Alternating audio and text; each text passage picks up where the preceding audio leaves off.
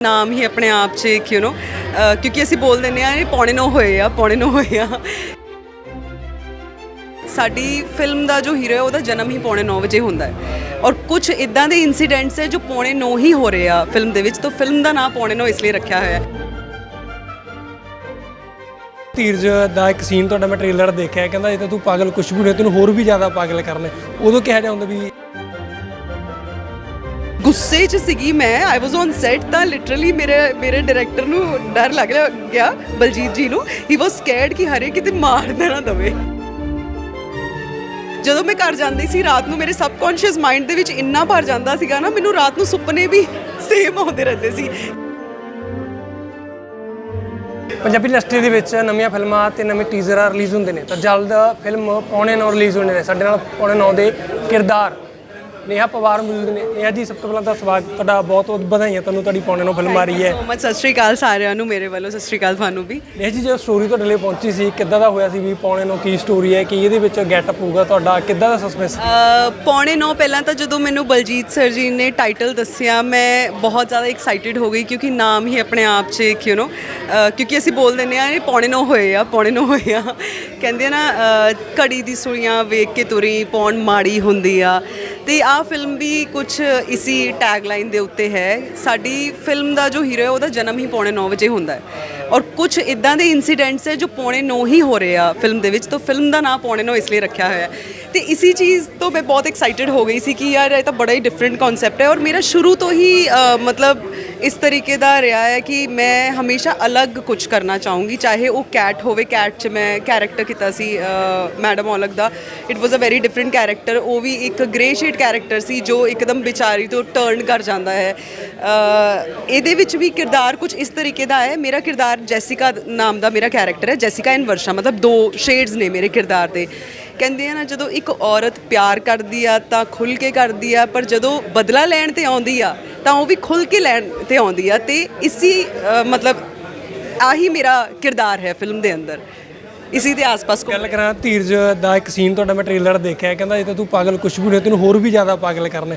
ਉਦੋਂ ਕਿਹਾ ਜਾਂਦਾ ਵੀ ਪਿਆਰ ਵੀ ਹੁੰਦਾ ਤਾਂ ਉਸਨੂੰ ਬਦਲਾ ਵੀ ਲੈ ਰਿਹਾ, ਕੀ ਕਾਰਨ ਹੈ, ਕਿਉਂ ਬਦਲਾ? ਅੱਛਾ, ਉਹ ਪ੍ਰੋਮੋ ਤੁਸੀਂ ਦੇਖਿਆ ਹੋਣਾ। ਹਾਂ, ਮਤਲਬ ਉਹੀ ਜੋ ਰਿਵੈਂਜ ਦੀ ਜੋ ਅੰਦਰ ਕੁਛ ਨਾ ਕੁਛ ਘਟਨਾ ਮਤਲਬ ਮੇਰੀ ਜ਼ਿੰਦਗੀ 'ਚ ਇਸ ਤਰੀਕੇ ਦੀ ਹੋਈ ਹੁੰਦੀ ਆ ਕਿ ਉਹ ਕਿਉਂਕਿ ਜੋ ਧੀਰਜ ਦਾ ਜੋ ਕਿਰਦਾਰ ਹੈ ਉਹ ਬਾਈਪੋਲਰ ਕੈਰੈਕਟਰ ਹੈ। It's like a split personality ਹੈ ਨਾ। ਉਹਨੂੰ ਕੁਛ ਚੀਜ਼ਾਂ ਯਾਦ ਨਹੀਂ ਰਹਿੰਦੀਆਂ, ਥੋੜ੍ਹੇ ਟਾਈਮ ਬਾਅਦ ਉਹਨੂੰ ਕੁਛ ਚੀਜ਼ਾਂ ਯਾਦ ਨਹੀਂ ਰਹਿੰਦੀਆਂ ਅਤੇ ਉਹ ਇਸੀ ਚੀਜ਼ ਦਾ ਜੋ ਆਪਣਾ ਰਿਵੈਂਜ ਹੈ ਇਸੀ ਚੀਜ਼ ਦੇ ਨਾਲ ਉਹ ਪਲੇ ਕਰਕੇ ਕਿਸ ਤਰੀਕੇ ਦੇ ਨਾਲ ਉਹਦੇ ਨਾਲ ਰਿਵੈਂਜ ਲੈਂਦੀ ਹੈ, ਕਿਆ ਇਹਨਾਂ ਦਾ ਆਪਸ 'ਚ ਕਨੈਕਸ਼ਨ ਹੁੰਦਾ ਹੈ। ਹੁਣ ਆਹ ਚੀਜ਼ਾਂ ਮੈਂ ਤੁਹਾਨੂੰ ਇੰਨਾ ਨਹੀਂ ਰਿਵੀਲ ਕਰ ਸਕਦੀ ਬਿਕੋਜ਼ ਫਿਲਮ ਅਸੀਂ ਵੀ ਨਹੀਂ ਦੇਖੀ ਹਾਲੇ ਤੱਕ।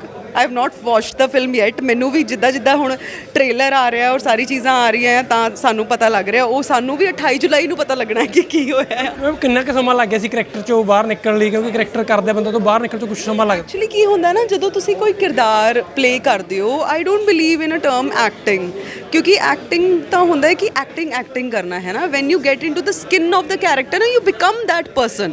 ਤਾਂ ਮੇਰਾ ਵੀ ਬਿਲੀਵ ਆਹੀ ਹੈ, ਜਦੋਂ ਵੀ ਮੈਂ ਕੋਈ ਕਿਰਦਾਰ ਪਲੇ ਕਰਦੀ ਹਾਂ ਮੈਂ ਉਹਦੇ ਅੰਦਰ ਈਵਨ ਸਾਡਾ ਇੱਕ ਸੀਨ ਹੈ ਜਿਹਦੇ ਵਿੱਚ ਨਾ ਆਈ ਐਮ ਹੋਲਡਿੰਗ ਅ ਚਾਕੂ ਹੈ ਨਾ, ਧੀਰਜ ਨੂੰ ਬੰਨਿਆ ਹੋਇਆ ਇੱਕ ਸੀਨ ਹੈਗਾ ਆ, ਛੋਟਾ ਜਿਹਾ ਉਸ ਟੀਜ਼ਰ 'ਚ ਵੀ ਦਿਖਿਆ ਸੀ where I am holding it.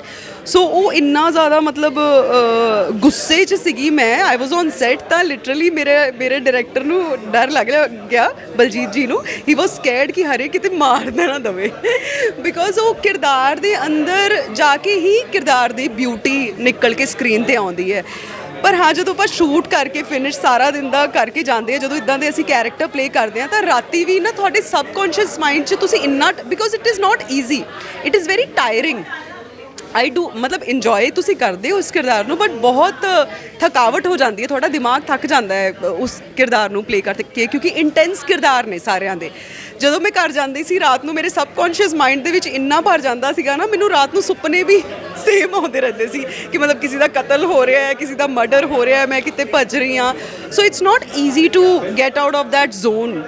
ਪਰ ਹਾਂ, ਥੋੜੇ ਟਾਈਮ ਬਾਅਦ ਤਾਂ ਨਿਕਲ ਹੀ ਜਾਂਦੇ। ਆਡੀਅנס ਲਈ ਪਾਉਣੇ ਨੂੰ ਸਸਪੈਂਸ ਬਣੀ ਹੋਈ ਵੀ ਕਿਸ ਤਰੀਕੇ ਦੀ ਕਹਾਣੀ ਹੋਊਗੀ, ਕਿਸ ਤਰੀਕੇ ਦਾ ਸਿਸਟਮ ਹੋਊਗਾ, ਕਿਉਂਕਿ ਟੀਜ਼ਰ ਤੋਂ ਲੋਕ ਇੰਨੇ ਇੰਪ੍ਰੈਸ ਹੋਏ ਨੇ ਕਿ ਵੀ ਕਹਾਣੀ ਬਹੁਤ ਵਧੀਆ, ਜਿਸ ਤਰੀਕੇ ਨਾਲ ਮਰਡਰ ਹੁੰਦੇ ਨੇ। ਇਹਦੇ ਵਿੱਚ ਬਲਜੀਤ ਨੂਰ ਜੀ ਨੇ ਦੱਸਿਆ ਵੀ ਰੀਅਲ ਸਟੋਰੀ ਹੈ, ਜਿੱਦਾਂ ਮਹਾਰਾਸ਼ਟਰ ਦੇ ਵਿੱਚ ਇੱਕ ਬੰਦਾ ਚਿਕਨ ਖਵਾਉਂਦਾ ਸੀ, ਉਸ ਤਰੀਕੇ ਦਾ ਕਰੈਕਟਰ ਧੀਰਜ ਦਾ ਪੇਸ਼ ਕੀਤਾ ਗਿਆ। ਜਦੋਂ ਤੁਹਾਨੂੰ ਪਤਾ ਲੱਗਦਾ ਵੀ ਧੀਰਜ ਮਰਡਰ ਕਰ ਰਿਹਾ, ਤੁਹਾਨੂੰ ਕਿੱਦਾਂ ਦਾ ਲੱਗਦਾ?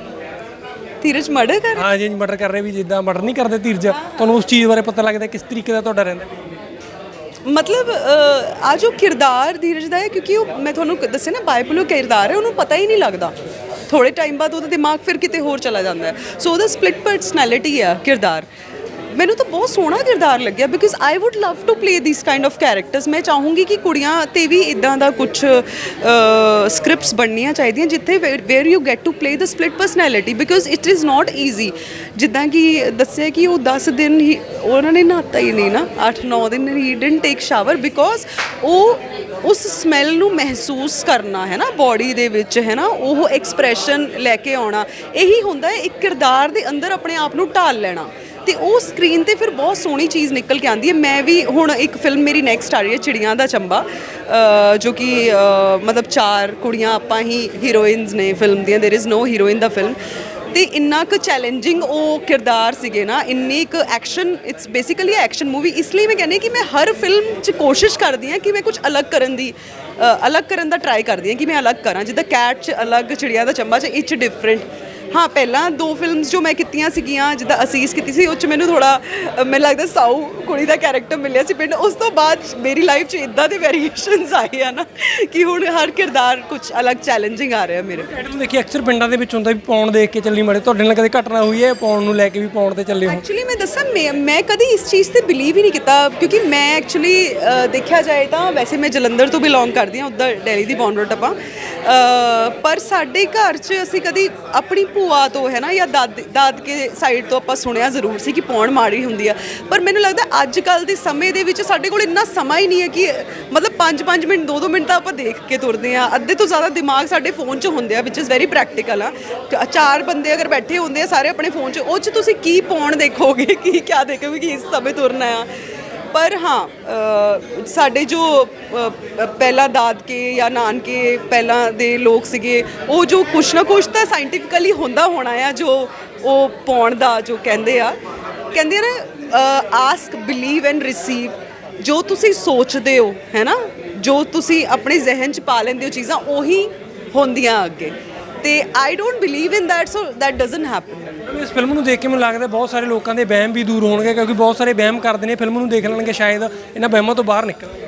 ਤੁਸੀਂ ਕਿਸੇ ਨੂੰ ਕਿਸੇ ਵੀ ਚੀਜ਼ ਮੈਨੂੰ ਨਹੀਂ ਪਤਾ ਕਿ ਕਿਸ ਬੰਦੇ ਲਈ ਕਿਆ ਚੀਜ਼ ਵਰਕ ਕਰ ਜਾਏ।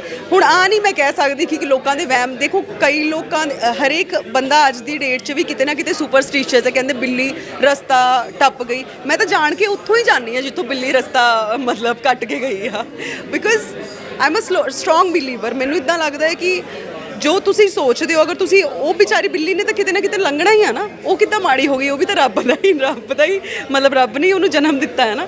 ਸੋ ਕਿਸੇ ਦੀ ਤੁਸੀਂ ਸੋਚ ਨਹੀਂ ਬਦਲ ਸਕਦੇ, ਹੈ ਨਾ, ਉਹ ਲੋਕਾਂ 'ਤੇ ਡਿਪੈਂਡ ਕਰਦਾ ਹੈ ਕਿ ਉਹ ਫਿਲਮ ਨੂੰ, ਕਿਉਂਕਿ ਹਰੇਕ ਜੋ ਆਡੀਅנס ਹੁੰਦੀ ਹੈ, ਹਰੇਕ ਬੰਦੇ ਦਾ ਆਪਣਾ ਪੁਆਇੰਟ ਆਫ ਵਿਊ ਹੁੰਦਾ ਹੈ ਫਿਲਮ ਨੂੰ ਦੇਖਣ ਦਾ।